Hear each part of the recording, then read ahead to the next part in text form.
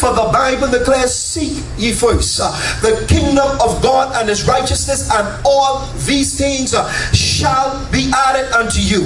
And can I suggest to you that worship is principle and key when it comes now to reaching into the heart of God. The book of Psalms 95:6 lets us know, come, let us worship and bow down. Let us kneel before the Lord our Maker. Psalms 132 says, we will go into his tabernacles, we will worship at his footstool.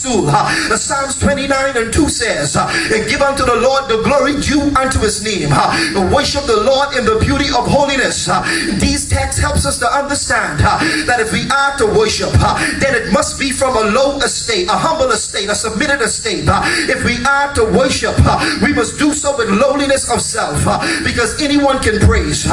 Praise is to exalt, praise is to celebrate, and the reason people celebrate is because of the miracle.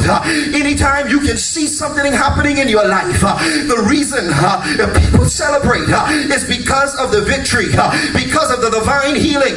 But when you go into worship, worship goes beyond thanking God for what he did and what it is he's about to do.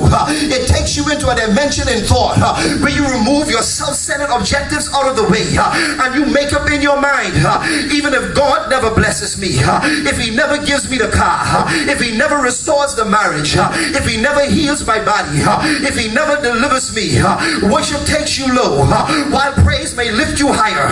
Because when you praise from an exalted and erected position. But when you worship from a place of brokenness, from a place of pain, from a place of passion and desire. You worship a great God from a place of brokenness. You worship from a place of a burning. You worship from a place of wantingness, from a place of anxiousness. In other words, you worship when you desperately need God to do something. That doesn't call for a praise, because any time is a praise, any day, anywhere, any moment is a praise. But when you're at a place of nothing, when you're at a place where you need a way up out of no way, that's when worship it becomes activated. Because what worship does is it propels your faith, and when faith is activated, the substance of things not seen and the evidence of things that has been lingering around your mind, that you know God had spoken 4 years ago, 5 years ago, 6 years ago, they are brought back to memory. In other words, your mind is quickened. You begin to remember everything that God had promised you. You begin to remember every prophetic word that he had spoken. You begin to remember